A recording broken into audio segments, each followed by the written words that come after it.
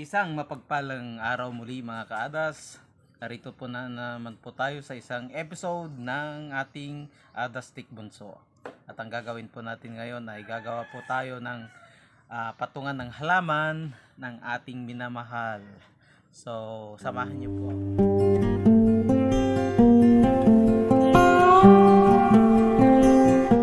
Ano po ba ang mga kakailanganin bago tayo gumawa ang isang bagay, no? So, syempre, handa po natin ang ating mga gamit, mga tools para easier ang paggawa po natin, no?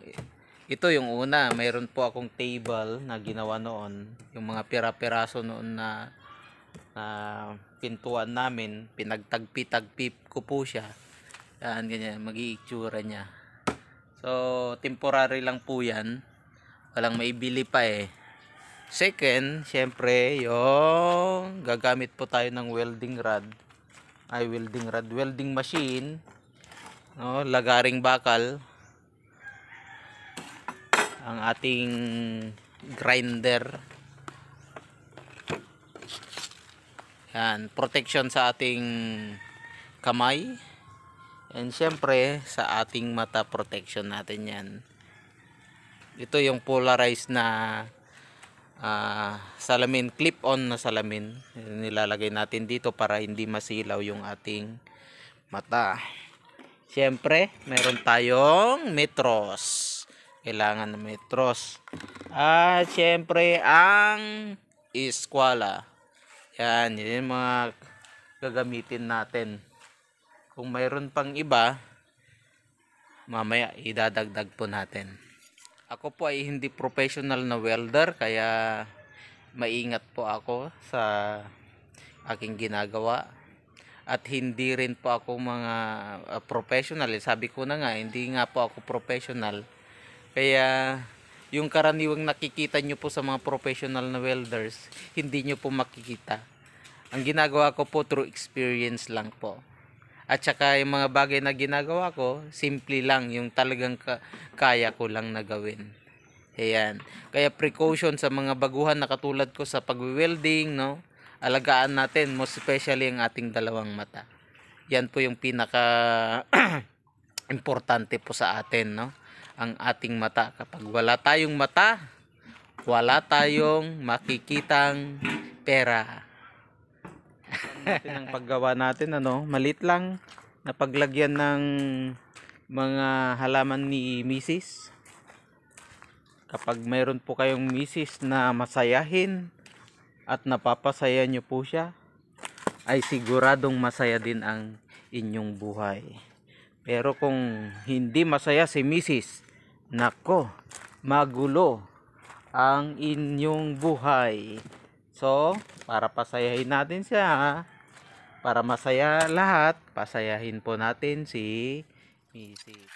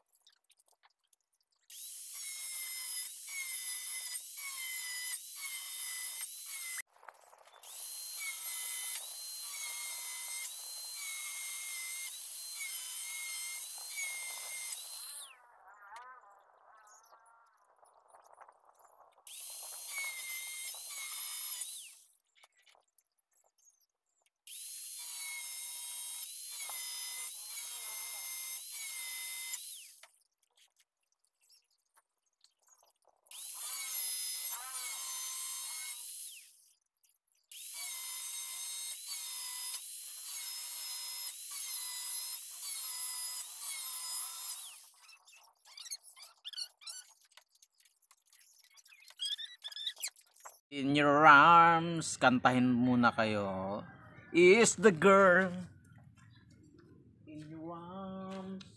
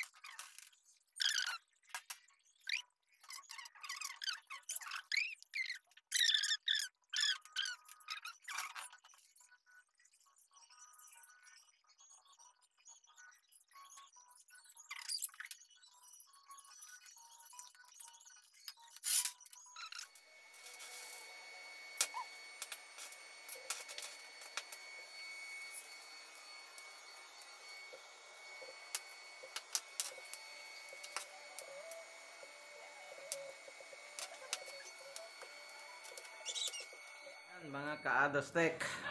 So ito na po yung final result ng ginawa po natin na plantita ay patungan ng mga plants ni Mrs. Yan po. Ito yung isa. So yan po ang patungan. The other one, nandito po yan. Yan. So hindi pa po lahat ng pinturahan yan. Yan po yung naging resulta ng ating ginawang project para sa ating minamahal. So maraming salamat po sa inyong panonood sa ating episode 6. At sa lahat ng mga bagong manonood, mag-subscribe na po kayo. And click the notification bell para updated po kayo sa ating mga bagong para sa mga future videos po natin. Uli, ito po si Brother Bunso at nagsasabing pagpalain po kayo ng Diyos.